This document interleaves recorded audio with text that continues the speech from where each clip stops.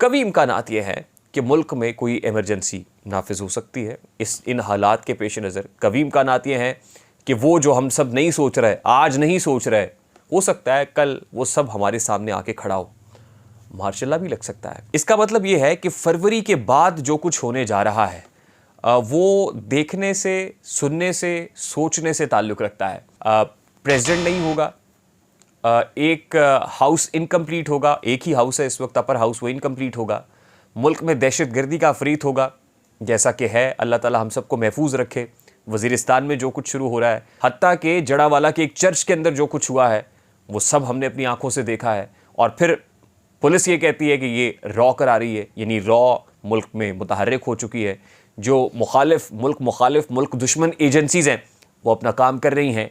ये बड़ी सोचने की बात है। मैंने आपको बताया था कि Saudi crown prince is likely to visit Pakistan next month. वो अगले महीने पाकिस्तान आ रहे हैं। और ये भी मैं आपको बता दूं कि जो सऊदी क्राउन प्रिंस है, या जो सऊदी माइंडसेट है, या जो फरमा रवा माइंडसेट है, वो इलेक्शन विलेक्शन के नाम से उनको चिढ़ होती है। कल से ये सुन कर मेरे कान पक गए हैं कि प्रेसिडेंट आरिफ अलवी ने 2 बिलों पर दस्तखत नहीं किए और उनके अमले ने उनको डिच किया है। इस सारी गुत्थी को सुलझाने की कोशिश करते हैं। क्या प्रेसिडेंट आरिफ अलवी ने ये सोच समझकर, जानते बूझते हुए, कॉन्शियसली ट्वीट किया है? अस्सलाम वालेकुम मेरे सादा से पाकिस्तानियों, मेरा नाम रेहान तारिक है और आप मेरा यूट्यूब चैनल और फेसबुक पेज देख रहे हैं। गुज़श्ता रात लाहौर के एक रेस्टोरेंट पर मेरी मुलाकात रेस्टोरेंट के वेटर से हुई और उस वेटर की जानिब से पूछा गया सवाल अभी भी मेरे पर्दा फ़िक्र से टकरा रहा है। जब मैं टेबल पे बैठा हुआ था तो वो टेबल साफ़ कर रहा था और साथ ही जब उसने मुझे पहचाना तो पहचान कर सवाल करने लगा और कहने लगा कि मेरा बड़ा सादा सा सवाल है कि जिस तरह हम चल रहे हैं क्या हम ऐसे ही चलते रहेंगे? अब मेरे पास उसका सादा सा जवाब तो यही था कि मैं कहूँ कि हाँ, जैसे हम चल रहे हैं वैसे ही चलते रहेंगे। लेकिन फिर मैंने कहा कि मायूसी तो कुफ्र है। इसकी मायूसी जो इसके चेहरे से आया है, जो चेहरे से इसके अफसुर्दगी झलक रही है, ये तो मज़ीद अफसुर्दा हो जाएगा। तो मैंने खामोश रहने में ही आफियत जानी। लेकिन मेरी खामोशी भी उस पर बिजली बन के टूट रही थी। वो चाहता था कि कोई मैसेज ऑफ होप मिले, कोई उम्मीद मिले। मैं उसको लॉजिकल रीज़निंग से ये साबित करके दिखाऊं कि नहीं, हम इससे निकल जाएंगे।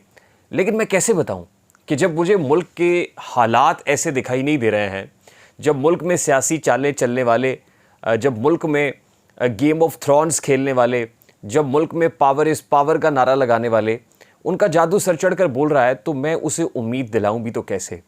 ये तो ऐसे ही होगा ना कि जैसे कैंसर पेशेंट 4th स्टेज पे है, वो बिस्तरे मर्ग पे एड़ियाँ रगड़ रहा है और जाके कोई उसको ये कहे कोई हिम्मत कर भाई, हिम्मत कर। वो हिम्मत करे तो कैसे करे?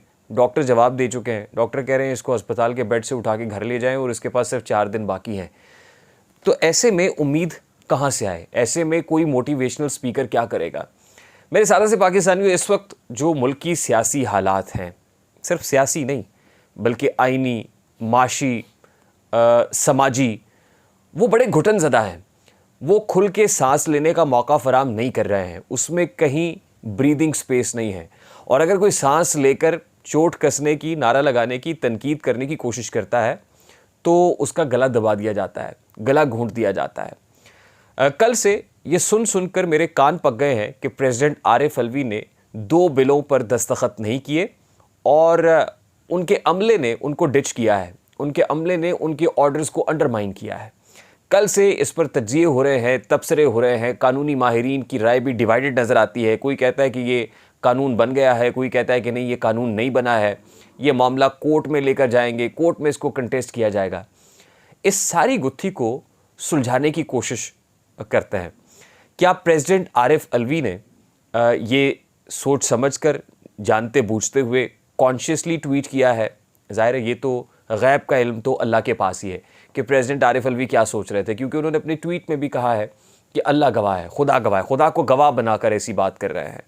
अब मेरे पास तो कोई ऐसा गैब का इल्म नहीं है कि प्रेसिडेंट आरिफ अलवी के जहन में घुस के बैठ के मैं ये बता सकूं कि वो क्या सोच रहे थे। इस वक्त जितने भी लोग तज्जिए करने की कोशिश कर रहे हैं, ये बताने की कोशिश कर रहे हैं कि इनसाइड प्रेसिडेंट हाउस क्या हो रहा है, क्या चल रहा है, प्रेसिडेंट आरिफ अलवी ने ये क्यों किया, ज़ाहिर है उनका अपना एनालिसिस हो सकता है, तज्जियाती बुनियादों पर ये कह सकते हैं। लेकिन दिलों के हाल, दिलों के भेद तो रब की ज़ात जानती है। अब निगरान वज़ीर कानून ये कह रहे हैं कि वो दोनों बिल पास हो चुके हैं, बन चुके हैं, क्योंकि प्रेसिडेंट आरिफ अलवी ने अपना माइंड नहीं बताया और वो जो वजूहात लिख कर रिटन भेजी जाती हैं, जैसा कि हस्बे साबिक पहले भेज चुके हैं, वो तकरीबन 13 बिल जो उन्होंने मंजूर नहीं किए, उनमें एक नोट लिख के और अपने दस्तखत के साथ भेजा था। इस केस में ऐसा नहीं हुआ और प्रेसिडेंट आरिफ अलवी के ट्वीट से भी ये लगता है कि मैं उनसे भी माफ़ी मांगता हूँ जो इन बिलों की जद में आएंगे और मुतासर होंगे। तो इससे तो उनको भी पता है कि ये बिल अब पास हो गए, कानून बन गए और इसलिए वो माफ़ी मांग रहे हैं कि अब मुतासरीन से मैं पेशगी माजरत करता हूँ। ये सब कुछ क्या हो रहा है और क्यों हो रहा है? सदर आरिफ अलवी की ओहदे की मियाद अगले माह 9 सितंबर को ख़त्म होने जा रही है, यानी 9 सितंबर को प्रैक्टिकली प्रेसिडेंट आरिफ अलवी अपने ओहदे की मियाद मुकम्मल कर चुके होंगे। लेकिन कानून ये कहता है कि जब तक कोई नया सदर नहीं आता है तब तक आरिफ अलवी साहब कंटिन्यू कर सकते हैं और नए प्रेसिडेंट के लिए ज़ाहिर है इलेक्टोरल कॉलेज कंप्लीट होना, उसके लिए हाउस कंप्लीट होना बहुत इंपॉर्टेंट है और इलेक्टोरल कॉलेज यानी अपर हाउस के अंदर जो आधा सेनेट है वो अगले बरस मार्च में रिटायर होने जा रहा है। अब 9 सितंबर को प्रेसिडेंट आरिफ अलवी तो अपने ओहदे की मियाद मुकम्मल कर लेंगे, लेकिन ये उन पर मुनहसर है कि वो ओहदे पर रहते हैं या ओहदा छोड़ के मुस्ताफ़ी होकर घर चले जाते हैं। यानी अगर वो मुस्ताफ़ी नहीं होते तो वो कंटिन्यू उस वक्त तक कर सकते हैं जब तक कोई नया सदर नहीं आ जाता है। इतलात ये हैं और हालात ये बता रहे हैं कि प्रेसिडेंट आरिफ अलवी ने ये सोच लिया है कि जब उनके ओहदे की मियाद मुकम्मल हो जाएगी तो वो मज़ीद कंटिन्यू नहीं करेंगे बल्कि वो रिटायर हो जाएंगे। हमारे बहुत सारे दोस्त जो प्रेसिडेंट आरिफ अलवी से मिल चुके, उनसे ये सवाल किया तो वो ये कहते हैं कि आरिफ अलवी साहब बड़े क्लियर थे कि जब तक कोई नया प्रेसिडेंट नहीं आएगा तब तक वो अपने ओहदे को कंटिन्यू करेंगे। यानी प्रेसिडेंट आरिफ अलवी साहब तो ये चाहते हैं कि वो प्रेसिडेंट हाउस के अंदर रहें, लेकिन बहुत सारे लोग ये नहीं चाहते हैं, ख़ास तौर पे जो कंसर्न क्वार्टर्स हैं या ताकतवर हल्के हैं। अब ख़ास तौर पे इस ट्वीट के बाद तो वो कतन ये नहीं चाहेंगे कि प्रेसिडेंट आरिफ अलवी ईवान सदर में रहें या हमारे सदर ममलिकत, सरबराह ममलिकत जो मुसल्लह अफवाज के अस्करी इदारों के भी सरबराह हैं, आइनी तौर पर वो प्रेसिडेंट रहें। इसका मतलब ये है कि उनको अगर कोई स्पेस देनी है तो वो 9 सितंबर तक की है। 9 सितंबर को वो ये कह सकते हैं कि मेरे ओहदे की मियाद मुकम्मल हो रही है, मैं मज़ीद कंटिन्यू नहीं करना चाहता, इसलिए मैं इस्तीफ़ा दे रहा हूँ। उसके लिए उनको रेजिग्नेशन लिख के देना पड़ेगा और रेजिग्नेशन दे के वो घर जा सकते हैं। फिर वो जैसा मर्जी बयानिया बनाए कि मुझे काम नहीं करने दिया जा रहा था या प्रेसिडेंट की पोस्ट जो है बड़ी इनफेक्टिव की हुई थी, वो एम्पावर्ड नहीं थी, मुझसे तो बिलों पर दस्तखत कराए जाते थे, मेरा तो स्टाफ ही मुझे अंडरमाइन करता था, मेरा मिलिट्री सेक्रेटरी मुझे अंडरमाइन कर रहा था, मेरा इवन पर्सनल सेक्रेटरी, मेरा जो प्रिंसिपल सेक्रेटरी है वो मुझे अंडरमाइन कर रहा था, तो मेरा अमला ही मुझे काम नहीं करने दे रहा था, मुझे तो मफलूज किया हुआ था। तो ये बयानिया बनाकर वो सियासी तौर पर शहीद होने की कोशिश भी कर सकते हैं। सवाल ये इसके बाद क्या होगा? इसके बाद जाहिर है जो एक्टिंग प्रेसिडेंट का चार्ज होता है वो चेयरमैन सेनेट के पास होता है और चेयरमैन सेनेट इस वक्त सादिक संजरानी साहब हैं। अगर प्रेसिडेंट आरिफ अलवी घर चले जाते हैं इस्तीफ़ा देके तो सादिक संजरानी साहब बतौर सदर ममलिकत ओहदे का चार्ज संभाल लेंगे। अब सादिक संजरानी साहब कब तक प्रेसिडेंट रहेंगे? जाहिर है जब तक नया प्रेसिडेंट नहीं आता है, और सादिक संजरानी साहब उस वक्त तक सदर ममलिकत रहेंगे जब तक सादिक संजरानी साहब सेनेटर रहेंगे या चेयरमैन सेनेट रहेंगे।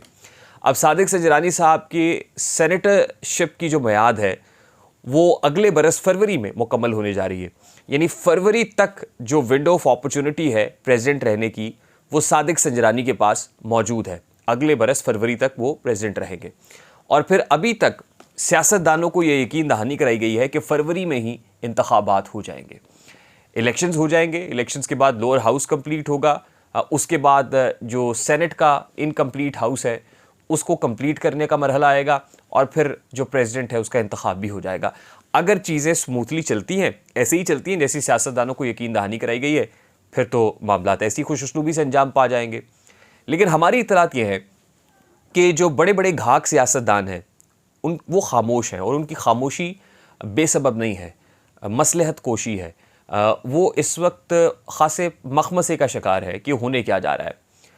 फॉर एग्ज़ाम्पल साबिक़ वज़ीर आज़म शहबाज शरीफ लंदन पहुंच चुके हैं और लंदन में उनकी मुलाकात अपने बड़े भाई नवाज शरीफ साहब से एवनफील्ड अपार्टमेंट्स में हो गई है। सिर्फ शहबाज शरीफ साहब ही नहीं गए बल्कि कुछ अकाबरीन और भी हैं पाकिस्तान मुस्लिम लीग नून के जो लंदन चले गए हैं। सैफ अल मलूक खोखर हों या फैसल खोखर हों, ये भी पहुँचे हैं और फिर ये कहा गया कि नवाज शरीफ साहब ने ख़ासतौर पे जो लाहौर की क़यादत है मुस्लिम लीग नून की और रहनुमा है, सीनियर लोग हैं, उनको लंदन तलब कर लिया है। इत्तलात ये हैं कि जिस वक्त शहबाज शरीफ साहब वहाँ पहुँचे, पूरा मीडिया उसकी नज़रें शहबाज शरीफ साहब की आमद पर लगी हुई थी, उन लोगों की आमद पर कि जो पाकिस्तान से लंदन पहुँच रहे थे, कि जब वो पहुँचेंगे तो उन पर तुंदो तेज़ सवालात की बौछार होगी। उनसे सवाल होगा कि भाई क्या लेकर आए हैं, नवाज़ शरीफ साहब के लिए क्या लेकर आए हैं, क्या कोई मैसेज ऑफ होप है, क्या कोई गो हेड लेके आए हैं, क्या शहबाज शरीफ साहब को ग्रीन सिग्नल लेके आए हैं कि नवाज शरीफ की वापसी कब मुमकिन हो जाएगी। लेकिन रिपोर्टेडली अकबी दरवाजे से, पिछले दरवाजे से ये तमाम लोग एवन फील्ड अपार्टमेंट्स में चले गए और सहाफ़ियों को चकमा दे दिया। यानी सहाफ़ियों को फेस करने से पहले जब जाया करते थे तो बड़े खुले दिल से, खंदा पेशानी से सहाफ़ियों के सवालात भी सुनते थे, जवाबात भी देते थे, लेकिन अभी जर्नलिस्ट को, मीडिया को फेस करने से गुरेज किया जा रहा है, कतराया जा रहा है, क्योंकि अभी बताने को कोई हौसला अफजा जवाब है नहीं। और रिपोर्टेडली शहबाज शरीफ साहब अपने बड़े भाई को भी ये कन्विंस करने के लिए पहुँचे हैं कि इस्टेब्लिशमेंट के हाँ अभी उनके लिए कोई रूम अवेलेबल नहीं है, यानी अभी कोई स्पेस अवेलेबल नहीं है, या वो उनकी वापसी के लिए अभी तक हामी नहीं भर रहे हैं। इसीलिए कभी इम्कानात ये हैं कि शहबाज शरीफ साहब ने तो कहा था कि अगले महीने यानी सितंबर में नवाज शरीफ वापस आ जाएंगे, लेकिन क्या कीजिए कि इलेक्शंस तो हो नहीं रहे। इलेक्शंस होंगे तो नवाज शरीफ को वापस आना है ना, तो इलेक्शंस तो अभी हो नहीं रहे, इसलिए नवाज शरीफ साहब की वापसी भी मौखर हो गई है या टल गई है, अभी वो वापस नहीं आ रहे हैं। आसिफ अली जरदारी साहब भी खामोश हैं, ना कोई शिकवा शिकायत, ना हरफ हकायत। बिलावल भुट्टो साहब भी खामोश हैं, मरियम नवाज साहिबा भी खामोश हैं। यूँ खामोश हैं कि जैसे ये खामोशी किसी तूफ़ान का पेश खैमा है, और उस वक्त ये लबों पर लगे हुए कुफल टूटेंगे कि जिस वक्त बाकायदा तौर पर यह ऐलान होगा कि इंतखाबात नहीं होने जा रहे। फिर मिल के एक सियासी तहरीक भी शुरू की जा सकती है, फिर मिल के जैसे movement for restoration of democracy थी, MRD थी या ARD थी, इस तरह की कोई तहरीक भी शुरू हो सकती है। और फिर पता चले कि ये तहरीक इस्टेब्लिशमेंट के ख़िलाफ़ शुरू हो रही है, कि जिनकी तमाम तर यकीन दहानियाँ बेसूद या समरावर साबित नहीं हो सकी। इसका मतलब ये है कि फरवरी के बाद जो कुछ होने जा रहा है वो देखने से, सुनने से, सोचने से ताल्लुक़ रखता है। प्रेसिडेंट नहीं होगा, एक हाउस इनकम्प्लीट होगा, एक ही हाउस है इस वक्त अपर हाउस, वो इनकम्प्लीट होगा। मुल्क में दहशत गर्दी का अफरीत होगा जैसा कि है, अल्लाह ताला हम सबको महफूज रखे। वज़ीरिस्तान में जो कुछ शुरू हो रहा है, खैबर पख्तूनख्वा के अंदर जो कुछ हो रहा है हम देख रहे हैं, हत्ता कि जड़ावाला के एक चर्च के अंदर जो कुछ हुआ है वो सब हमने अपनी आंखों से देखा है। और फिर पुलिस ये कहती है कि ये रॉ करा रही है, यानी रॉ मुल्क में मुतहर्रिक हो चुकी है।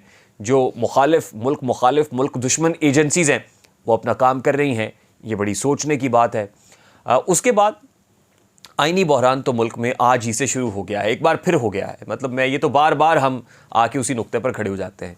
जो माशी बहरान है, ज़ाहिर है जब पॉलिटिकल अनसर्टेनिटी बहुत ज़्यादा है, सिक्योरिटी इश्यूज़ बहुत सारे हैं, रॉ जैसी एजेंसीज़ मुल्क के अंदर मुतहर्रिक हैं, तो माशी बहरान भी है।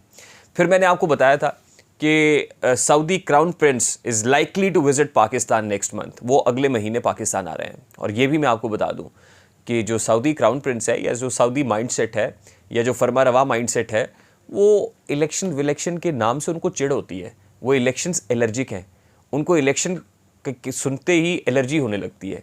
वो कहते हैं यार ये नाम हमारे सामने ना लो, हम ना इलेक्शंस कराने के हामी हैं, ना हम अपने यहाँ इलेक्शंस कराते हैं। हाँ, आवाम के लिए जो कुछ करना है वो करें, इलेक्शन उलेक्शन की नाम हमारे सामने ना लो।